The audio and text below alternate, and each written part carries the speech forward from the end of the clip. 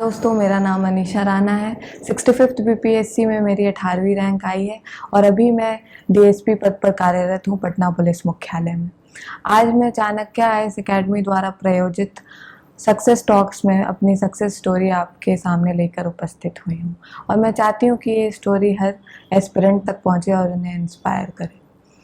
तो मेरी कहानी शुरू होती है मुंगेर ज़िले के एक छोटे से गांव कल्याणपुर से, जहां मेरा जन्म हुआ और मेरी परवरिश हुई। मेरे पिताजी लॉयर हैं और मेरी माँ हाउसवाइफ है। तो जो मेरी जर्नी है वो कल्याणपुर से ही शुरू होती है। मेरी जो प्रारंभिक शिक्षा है वो कल्याणपुर मुंगेर से ही हुई है और जो मेरे स्कूल की जो दूरी थी मेरे घर से वो 25 किलोमीटर थी और मैं हर दिन 45 मिनट की बस जर्नी करके अपने स्कूल जाया करती थी। तो ये जो स्ट्रगल है ये वहीं से शुरू हो गया था और ग्रामीण परिवेश में रह के जब आप अच्छा करने का सोचते हैं तो वहाँ पे काफ़ी ज़्यादा क्लोज नेटेड सोसाइटी होता है। सोसाइटी में आप विमेन पे बहुत ज़्यादा रेस्ट्रिक्शन पोज किया जाता है और मेरे लिए भी कंडीशन सेम ही थे। मुझ पे भी काफ़ी ज़्यादा रेस्ट्रिक्शन पोज किया जाता था, लेकिन ऐसा कहा जाता है कि behind every successful story there are some people who made it happen. मेरे पेरेंट्स जो हैं वो मेरे सक्सेस स्टोरी के हीरो हैं। उन्होंने काफ़ी कुछ डिफरेंट सोच के रखा था मेरे लिए और काफ़ी इनकरेज किया। उन्होंने मुझे हर कुछ वैसा प्रोवाइड किया जिससे मैं अपने मुकाम को हासिल कर सकूं। मेरे पिताजी जो थे वो सिविल सर्वेंट एस्पिरेंट थे अपने दिनों में और काफ़ी मेहनत करने के बाद उन्होंने 2 बार इंटरव्यू राउंड तक क्वालिफाई किया, लेकिन समां उनका नहीं हुआ और उनका सपना था कि उनके जो बच्चे हैं वो शायद सिविल सर्वेंट बन जाए। तो जब मुझे पता चला कि उनका ये ऐसा सपना था तो मैंने उनके सपने को अपना सपना बना लिया और सोचा कि उन्हें सिविल सर्वेंट बन के दिखाऊं और अपने सोसाइटी के लिए कुछ अच्छा करूं। तो मेरी जर्नी वहीं कल्याणपुर मुंगेर से शुरू हुई। 12th तक की पढ़ाई मैंने कल्याणपुर मुंगेर से की और फिर पटना आ गई। पटना विमेंस कॉलेज में एडमिशन लिया और अंडर ग्रेजुएशन की पढ़ाई मैंने यहाँ पटना विमेंस कॉलेज से किया। यहाँ पे मेरा फिज़िक्स ऑनर्स था और 3 साल मैंने यहाँ पे अंडर ग्रेजुएशन किया और उसके बाद मैंने चाणक्य आईएएस एकेडमी में 1 साल का बीपीएससी कोर्स लिया और बीपीएससी की तैयारी में लग गई। चाणक्य आईएएस एकेडमी में काफ़ी अच्छा एनवायरनमेंट है, टीचर्स काफ़ी सपोर्टिव हैं। कृष्णा सर काफ़ी मोटिवेट करते हैं सारे स्टूडेंट को यहाँ पे। और जब मैंने तैयारी शुरू की तो मुझे कुछ नहीं आता था, मैंने स्क्रैच से शुरू किया था क्योंकि मेरा बैकग्राउंड भी साइंस का था और बीपीएससी में काफ़ी ज़्यादा ह्यूमैनिटीज़ पेपर हैं। तो जो मैंने स्क्रैच से जितना कुछ सीखा है वो चाणक्य आईएएस एकेडमी में सीखा है और मैं आपको अपने जर्नी के बारे में बताऊंगी। उससे पहले मैं बीपीएससी की परीक्षा के बारे में आपको बताती हूँ कि ये जो बीपीएससी की परीक्षा है ये 3 स्टेज में होती है, प्रीलिम्स, मेंस और इंटरव्यू। तो जो प्रीलिम्स का जो होता है उसका जो सिलेबस है वो काफ़ी बड़ा सिलेबस है, मतलब उसमें बहुत सारे सब्जेक्ट हैं जिनको पढ़ना पड़ता है और इसमें मल्टीपल चॉइस क्वेश्चन आते हैं। लेकिन जब आप एनालिसिस करेंगे तो पाएंगे कि इसमें जो वेटेज है वो हिस्ट्री, करेंट अफेयर्स और बिहार स्पेशल और साइंस एंड टेक का ज़्यादा है। तो जो भी फेलो एस्पिरेंट है मैं उन्हें एडवाइस करूँगी कि आप पहले क्वेश्चन एनालिसिस करिए, सिलेबस एनालिसिस करिए और देखिए कि एग्ज़ाम क्या डिमांड कर रहा है आपसे। तो जो प्रीलिम्स का जो स्टेज है आप उसमें मेनली फोकस करिए हिस्ट्री पे और हिस्ट्री, करंट अफेयर्स और बिहार स्पेशल पे। तो जो हिस्ट्री का पोर्शन है उसके लिए मैंने चाणक्य आईएएस एकेडमी के नोट्स और स्पेक्ट्रम से पढ़ाई की थी और एंशिएंट और मेडिवल के लिए मैंने ओल्ड एनसीईआरटीज़ को प्रेफर किया था। इकोनॉमिक्स के लिए अगेन मैंने चाणक्य आईएएस एकेडमी का नोट्स प्रेफर किया था और साथ में एनसीईआरटीज़ भी पढ़ी थी। ज्योग्राफी के लिए भी मैंने चाणक्य आईएएस एकेडमी का नोट्स प्रेफर किया और साथ में एनसीईआरटीज़ की पढ़ाई की थी। Science and tech and maths जैसे सब्जेक्ट का भी सब कुछ मैंने यहाँ चाणक्य आईएएस एकेडमी में ही कवर किया था। ये तो हो गया प्रीलिम्स। अब आप आइए अब मेंस पर आते हैं। तो मेंस के लिए मैंने चाणक्य आईएएस एकेडमी में ज्वाइन कर लिया था टेस्ट सीरीज़ जस्ट मेरे प्रीलिम्स के बाद ही। तो इसमें क्या होता है कि आपका 4 पेपर होता है, हिंदी क्वालिफाइंग होता है, GS1 होता है, GS2 होता है और ऑप्शनल पेपर होता है।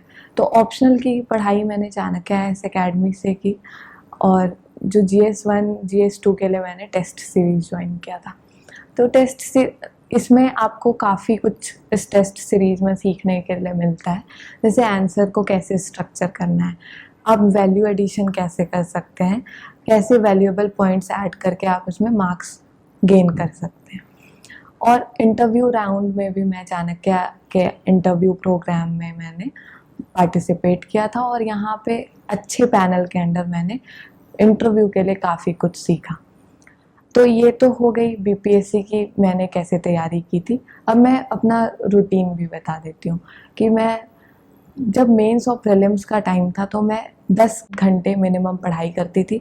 मैंने एक स्ट्रैटेजी बना ली थी जिससे एक 60 दिन की स्ट्रैटेजी बना ली थी फॉर एग्जांपल, और मैंने उसमें सोचा था कि मैं जो भी GS1 और GS2 का जो भी पोर्शन है मैं उसे कवर कर लूँगी। हर दिन का मैं एक टारगेट बनाती थी कि मुझे इतना कुछ कंप्लीट करना है।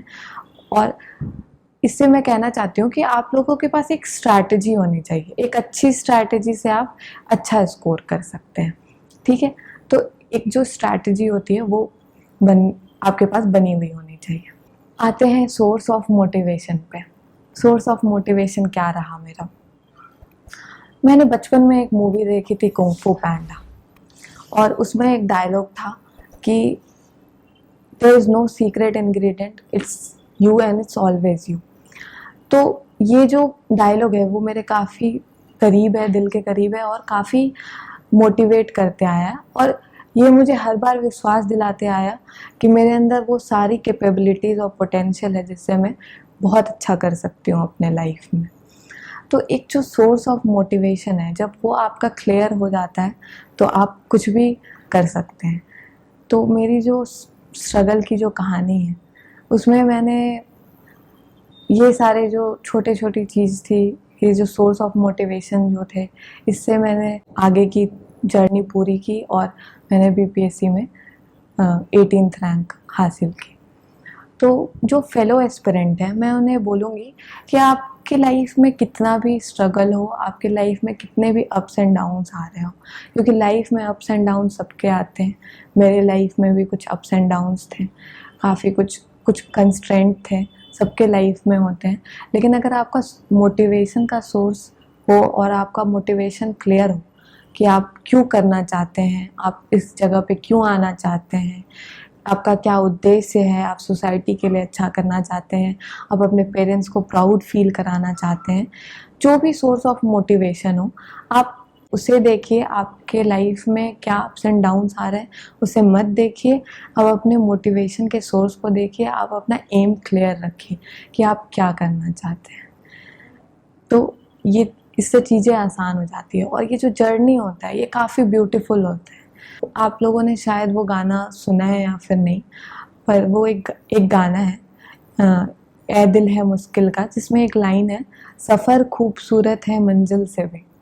तो ये जो सफ़र होता है जिसमें आप स्ट्रगल करते रहते हैं, जब आप हर दिन एक टारगेट के साथ चलते हैं, आपके पास एक एम होता है लाइफ में, तो वो जो चीज़ होता है वो काफ़ी मोटिवेटिंग चीज़ होता है। वो आपके पास वो चीज़ क्लियर होना चाहिए कि आप ये चीज़ क्यों करना चाहते हैं, आपका जो सोर्स ऑफ मोटिवेशन है वो क्लियर होना चाहिए।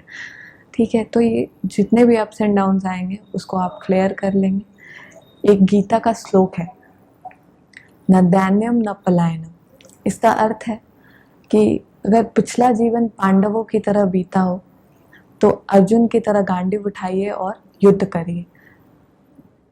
आपके जीवन में कितना भी संघर्ष है, आप अगर हार्डवर्क कर रहे हैं तो आप कभी ना कभी सक्सेस आपको मिलेगी ही।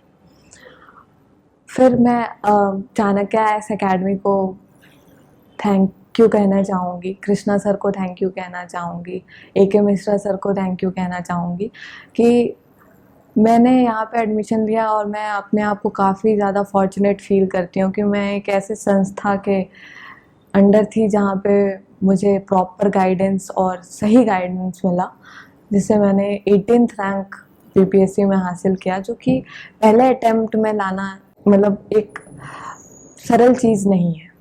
और पहले प्रयास में मैंने 18th रैंक लाया और अभी मैं यंगेस्ट डीएसपी हूँ अपने बैच में यहाँ पे, जो कि एक अपने में ही माइलस्टोन है।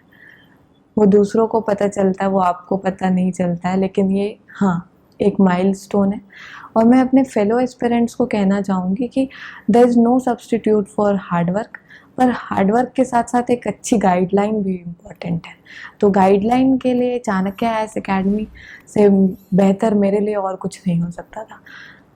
देयर इज़ नो डाउट कि हार्डवर्क का कोई सब्स्टिट्यूट नहीं है, पर गाइडलाइन भी बहुत इम्पॉर्टेंट है।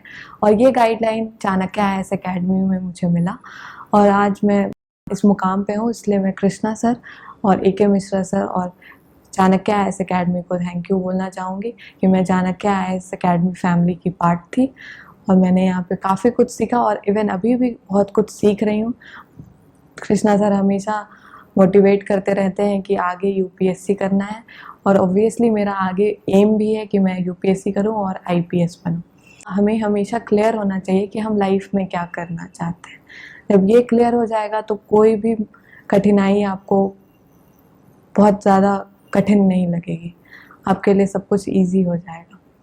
और मैं फेलो एस्पिरेंट को ऑल द बेस्ट कहना चाहूँगी कि वो काफ़ी अच्छा करें अपने लाइफ में और ऐसे ही मेरी तरह अपनी सक्सेस स्टोरी ऐसे ही किसी प्लेटफॉर्म पे सुनाएं।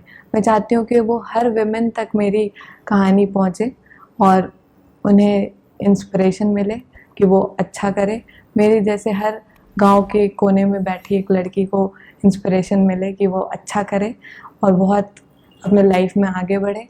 जो भी रेस्ट्रिक्शंस है एज अ विमेन जो हमें फेस करना पड़ता है, उससे आगे बढ़ के आए और अच्छा करें लाइफ में और प्रूव करें कि वो बहुत अच्छा कर सकती हैं और आगे बढ़ सकती हैं। बहुत सारे स्टूडेंट्स का क्वेश्चन रहता है मेरे से कि ऑप्शनल कैसे चूज़ करें। तो मैं इस प्लेटफॉर्म के माध्यम से मैं उन्हें बताना चाहूँगी कि देयर आर सम क्राइटेरिया जिसके बेसिस पे आप अपना ऑप्शनल सब्जेक्ट चूज़ कर सकते हैं। जैसे फॉर एग्जांपल मेरा जो था, मैंने इंटरेस्ट के बेसिस पे चूज़ किया था। ऑल्दो मेरा साइंस बैकग्राउंड था 12th में भी और ग्रेजुएशन में भी, पर मैंने हिस्ट्री ऑप्शनल चूज़ किया था क्योंकि हिस्ट्री हमेशा से ही मेरा फेवरेट सब्जेक्ट रहा था। कुछ पेयर प्रेशर और पेरेंट्स ने भी ग्रेजुएशन में साइंस लेने के लिए एडवाइस किया, इस वजह से मैंने साइंस ले लिया। पर मेरा हमेशा से इंटरेस्ट हिस्ट्री में ही था, तो इस वजह से मैंने हिस्ट्री ले लिया। ऑल्दो ये वास्ट है फिर भी, लेकिन एक और क्राइटेरिया होता है कि आप किस में अच्छा स्कोर कर सकते हैं और किसका सिलेबस आप इजीली कवर कर सकते हैं। तो ये दोनों भी क्राइटेरिया होता है। तो आप अपने इंटरेस्ट और इन तीनों क्राइटेरिया के बेसिस पे आप चूज़ कर सकते हैं और इन तीनों क्राइटेरिया के बेसिस पे आप चूज़ करिए अपना ऑप्शनल और उसमें अच्छा स्कोर करने का ट्राई करिए, ठीक है। और कुछ अब मैंने बहुत कुछ बता दिया कि क्या करना चाहिए, अब मैं बताती हूँ कि क्या नहीं करना चाहिए, ठीक है। तो आप सबसे पहले क्वेश्चन जब डायरेक्ट एग्ज़ाम के लिए मत कूद जाइए। आप सबसे पहले सिलेबस एनालिसिस करिए, क्वेश्चन एनालिसिस करिए। आप कोशिश करिए कि आप सारा सिलेबस कवर कर लें। और कुछ मिथ्स हैं जो कि बीपीएससी के बारे में है, जिसे मैं आज मतलब बस्ट करना चाहती हूँ कि कुछ लोग कहते हैं कि बीपीएससी काफ़ी आसान है, क्वेश्चन रिपीट हो जाते हैं, एक तरह का क्वेश्चन पूछा जाता है बीपीएससी में, बीपीएससी तो काफ़ी आसान है। पर आप प्लीज़ उनके बातों में ना आइए और आप देखिए कि बीपीएससी काफ़ी ज़्यादा डायनेमिक है, ठीक है। बीपीएससी में काफ़ी ज़्यादा पैटर्न चेंज हो रहा है इधर और काफ़ी ज़्यादा डायनेमिक क्वेश्चन भी पूछे जा रहे हैं, ठीक है। तो आप कोशिश करिए कि सारा सिलेबस कवर करें और प्लीज़ प्रीवियस ईयर क्वेश्चन पे डिपेंड ना हो और सारा सिलेबस पढ़ के जाएं और सब कुछ अच्छे से कवर करके जाएं। और कुछ सवाल रहता है स्टूडेंट्स का कि करंट अफेयर्स कैसे कवर करें। तो करंट अफेयर्स कैसे कवर करना है, मैं इस प्लेटफॉर्म के माध्यम से मैं आपको बताती हूँ कि जो बीपीएससी है वो मतलब हर साल अब आप देख रहे हैं कि एक एग्ज़ाम हो जा रहा है, तो आप पूरे 1-1.5 साल का करंट अफेयर्स कवर करिए, नेशनल इंटरनेशनल प्लस बिहार का भी। तो बिहार के लिए भी आप करंट अफेयर्स कवर करिए, जो कि यहाँ चाणक्य IAS अकेडमी में कवर कराया जाता है, बिहार प्लस इंटरनेशनल नेशनल दोनों। तो मैंने कम्प्लीटली इस पर रिलाई करके BPSC का प्रीलिम्स दिया था, और अभी 68वीं का प्रीलिम्स भी होने वाला है और 67वीं का मेंस भी होने वाला है। तो मैं जितने भी एस्पिरेंट हैं जिन्होंने 67वीं का प्रीलिम्स क्लियर किया है और 68वीं का प्रीलिम्स देने वाले हैं, उनको मैं ऑल द बेस्ट बोलना चाहूँगी, और चाणक्य IAS अकेडमी को थैंक यू बोलना चाहूँगी कि उन्होंने मुझे ये प्लेटफॉर्म दिया ताकि मैं अपनी स्टोरी और अपने एडवाइस आपके साथ शेयर कर सकूं। Thank you. Don't forget to like, share and subscribe to our channel and press the bell icon to never miss an update.